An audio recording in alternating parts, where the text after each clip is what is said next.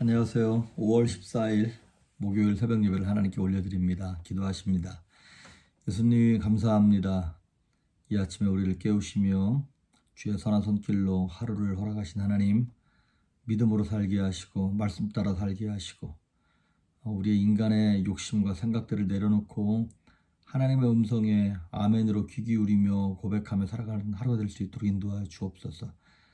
주변에서 많은 어려움과 이 나라 이 민족의 어려움이 있습니다. 주님 불쌍히 여겨주시고 치료하시며 고치시고 회복시켜 주시옵소서. 오늘도 말씀 가운데 함께 하시길 소망하며 예수님의 이름으로 기도했습니다. 아멘. 우리의 찬송가 361장, 새 찬송가 327장, 주님 주실 화평, 믿음 얻기 위해 우리 찬양 함께 올려드립니다. 주님 주실 화평 믿음 얻기 위해 너는 정성껏 기도했나. 주의 제단 앞에 모두 바치기 전 복을 받을 줄 생각 마라. 주의 제단에 산제사 드린 후에 주의 맘을 주장하여 주의 뜻을 따라 그와 동행하면 영생 복락을 누리겠네. 주의 밝은 빛에 항상 활동하며 선한 사업 힘쓰겠나. 자유 얻으려면 주의 뜻을 따라 너의 모든 것 희생하라.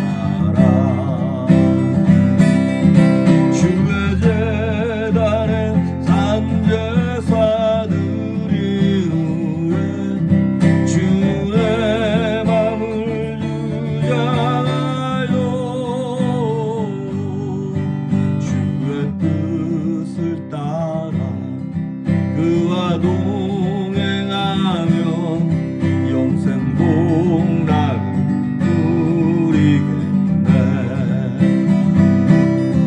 주의 제단 앞에 모두 바친 후에 주와 온전히 사귀겠네. 주님 주신 기쁨 또한 그의 사랑 어찌 말로 다 경영하랴. 주의 제단에 산제사 드린 후에 주의 맘을 주장하여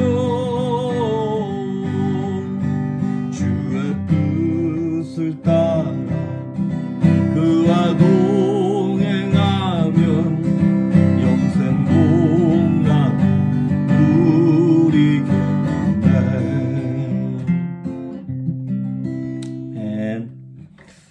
이 말씀 보도록 합니다. 욥기 31장입니다. 욥기 31장 1절에서 4절에 있는 말씀까지 제가 봉독해 올립니다. 1절에서 4절까지. 내가 내 눈과 약속하였으니 어찌 처녀에게 주목하랴. 그리하면 위에 계신 하나님께서 내리시는 분깃이 무엇이겠으며 높은 곳에 전능자께서 주시는 기업이 무엇이겠느냐. 불의한 자에게는 환난이 아니겠느냐. 행악자에게는 불행이 아니겠느냐. 그가 내 길을 살피지 아니하시느냐. 내 걸음을 다 세지 아니하시느냐. 아멘. 이제 사실은 29장 30장, 31장은 전부 다 한 호흡으로 이렇게 쭉 가는 거예요. 우리가 어저께 이렇게 말씀을 보았던 것처럼 29장은 욥이 고난당하기 전에 내가 이렇게 옛날에 좋았는데라고 하는 옛날을 회상하는 내용이고요. 30장은 그것과는 정반대로 나락으로 떨어져서 현재 당하는 고난에 대한 탄식이고요. 30장이. 그리고 오늘 31장은 오늘 40절 한번 보시겠어요? 31장 40절. 밀 대신에 가시나무가 나고 보리 대신에 독보리가 나는 것이 마땅하니라 하고 욥의 말이 그치니라 그러죠. 결국에는 이제 욥의 마지막 말이 딱 끝나는 거예요. 그러니까 법정 용어로 쓰자면 욥의 최후 진술이 다 끝나는 거예요. 어찌 보면 이제 욥기 앞부분 이렇게 중간의 내용들이 다 욥의 친구들은 뭐와 같은 거냐면 검사 같아요. 그래서 막 검사처럼 너 죄졌지? 이 증거가 이거야? 라고 막 추궁하는 것처럼 욥을 죄인 취급하면서 막 추궁했어요. 사실 법정에서 이렇게 좀 증거가 명확하게 있어도 고소하기가 쉽지 않은데 욥의 친구들은 뭐 증거도 없어요. 욥이 죄를 범했다는 증거도 없이 그냥 욥이 현재 당하는 고난을 유추해서 이건 틀림없이 죄 때문에 이럴 것이야 라고 추측해가지고 욥을 어큐스한 거거든요. 그것에 대해서 욥이 계속 이제 서로 반박하고 그러다가 오늘 31장까지 쭉 마지막 얘기를 하는 거예요. 그래서 31장은 마치 뭐와 같은 거냐면 욥의 최후 변론이에요. 이 말을 하고 욥이 말을 마치니라 딱 끝나죠. 그러니까 어찌 보면 욥이 앞부분에 1장 뭐 욥에 대한 스토리들 2장, 3장, 4장까지 욥의 서사가 쭉 나오고 그 다음에 이제 중간에 약 한 25장 정도를 욥과 친구들이 막 지루하게 얘기하잖아요. 그거 다 싹 다 빼버리고 오늘 31장만 딱 앞부분이랑 딱 붙여버리면 욥기도 그냥 이렇게 길 필요가 없는데 이렇게 길어진 거예요. 31장 내용만 보면 그것만 가지고서도 욥의 뭐랄까요 무죄를 선고할 수 있을 만큼 좀 명확한 얘기들을 욥이 자기 입을 통해서 최후 변론을 하는 것입니다. 이 31장의 내용은 이거예요. 욥이 자기가 저지르지 않은 죄들을 약 14가지 정도를 쭉 나열하는 거예요. 그래서 이런 스타일로 얘기하는 거예요. 만약에 내가 이러이러한 죄를 범했다면 나는 어떠한 벌도 달게 받을 거야. 이런 어떤 조건적인 절을 사용해가지고 자기가 무죄하다는 거를 내가 만약에 그런 죄를 저질렀으면 내 손에 장을 지지고 내가 네 아들이다. 뭐 이런 스타일로 지금 31장 전체를 자신의 무고함을 최후 변론하는 것입니다. 그러면서 자신의 죄 없음을 얘기할 뿐만 아니라 내가 얼마나 착하게 살려고 애썼는지도 설명하는 내용들이에요. 특히 어떤 내용들이냐면 그 자신과 자신에 대한 죄들, 그 다음에 이웃을 향한 죄들, 특히 사회적인 약자들과의 관계 속에서 일어나는 실수들이 자기에게는 없다는 거예요. 그래서 주로 여성들, 노예들, 고아, 과부, 뭐 이방인 이런 사람들하고의 사회적 약자 속의 관계 속에서 나는 의롭게 행했다라는 거를 30장 전체를 얘기하고 있는 거예요. 몇 가지만 한번 읽어볼게요. 31장 1절을 보시면 내가 내 눈과 약속하였나니 어찌 처녀에게 주목하랴. 욥은 젊은 여성을 보지도 않겠다고 작정한 거예요. 여러분 마태복음 5장에 보면 예수님께서 여성을 보고 마음속에 음란한 생각을 품기만 해도 간음이라 그랬잖아요. 근데 욥은 그것조차 하지 않았어요. 마음속으로 죄 짓는 것조차 이것이 죄가 될까봐 철저하게 마음 관리했다는 거예요. 그리고 9절에 보시면 만일 내 마음이 여인에게 유혹되어 이웃의 문을 엿보아 문에서 숨어 기다렸다면 내가 만약에 이웃 여인하고 내가 불의하게 행했다면 10절 내 아내가 타인의 맷돌을 돌리며 타인과 더불어 동침하기를 바란다. 그럴 정도로 욥은 나는 그런 부분에서는 결백해라고 하는 자기 자신과의 어떤 관계의 정욕의 죄 이 부분에서 욥은 깨끗하다는 거예요. 그래서 내가 만약에 그런 음란의 죄, 정욕의 죄를 졌다면 내가 벌을 받아도 난 마땅해. 이렇게 얘기할 정도로. 그리고 또 13절과 14절 한번 보시겠습니까? 이거는 뭐냐면 종들, 그 당시에 노예들과의 관계 속에서 욥의 어떤 의로움을 얘기하는 거예요. 13절, 15절, 14절. 만일 남종이나 여종이 나와 더불어 쟁론할 때 내가 그의 권리를 저버렸다면 하나님이 일어나실 때 내가 어떻게 하겠느냐? 하나님이 심판하실 때 내가 무엇이라 대답하겠냐? 나는 내 집에 있는 노예들, 종들을 대할 때조차도 나는 인격적으로 대해줬어. 이 말이에요. 요즘에 한국에서 무슨 어떤 아파트 거주민이 그 아파트 경비하시는 분을 향하여서 모습이라고 칭하면서 막 모욕을 줘가지고 그 경비 보시던 분이 이렇게 목숨을 스스로 끊으셨더라고요. 아주 안타까운 사건이 일어났는데 그렇게 막대먹은 쓰레기 같은 인간들도 있지만 욥은 그 종들을 대할 때도 함부로 대하지 않았다는 것이죠. 그러면서 16절 보시면 내가 언제 가난한 자의 소원을 막았거나 과부의 눈으로 하여금 실망하게 하였던가. 17절 나만 혼자 내 떡덩이를 먹고 고아에게 그 조각을 먹이지 아니하였던가. 그러니까 고아와 과부 이런 연약한 사람들을 내가 언제 안 돌아보고 그냥 지나친 적이 있는 줄 알아? 나는 항상 도울 기회만 되면 나는 그들을 도왔어. 그러니까 사회적 약자를 구제하는 일에 있어서도 욥은 부끄러움이 없다는 거예요. 하나님은 성경에 보니까 고아와 과부들의 하나님이라고 그랬어요. 가장 그 당시에 사회적 약자가 고아였고 과부였거든요. 그러면서 19절, 20절 만일 내가 사람이 의복이 없이 죽어가는 것이나 가난한 자가 덮을 것이 없는 것을 못 본 채 했다면 만일 나의 양털로 그의 몸을 따뜻하게 입혀서 그의 허리가 나를 위하여 복을 빌게 하지 아니하였다면 만일 나를 도와주는 자가 성문에 있음을 보고 내가 주먹을 들어 고아를 향해 휘둘렸다면 내 팔이 어깨 뼈에서 떨어지고 내 팔뼈가 그 자리에서 부스러지기를 바라노라. 내가 만약에 가난한 사람들을 무시하고 멸시하고 그냥 지나쳤다면 난 내 몸이 박살나도 괜찮아. 그 정도로 욥은 구제하는 일, 사회적 약자를 돕는 일에서도 아주 뭐랄까요? 떳떳했다는 것이죠. 26절에는 만일 해가 빛남과 달이 밝게 뜬 것을 보고 내 마음이 슬며시 유혹되어 내 손에 입맞추었다면 이건 무슨 뜻이냐면 그 당시에는 해와 달과 별들을 섬겼잖아요. 우상 숭배하는 일에 있어서도 욥은 유혹받지 않았다는 거예요. 또 다른 것도 있는데 33절 마지막으로 내가 언제 다른 사람처럼 내 악행을 숨긴 일이 있거나 나의 죄악을 나의 품에 감추었으며 내가 언제 그 큰 무리와 여러 종족의 수모가 두려워서 대문 밖으로 나가지 못하고 잠잠하였던가. 이건 무슨 얘기냐면 스스로의 잘못을 감추거나 가린 적도 없다는 거예요.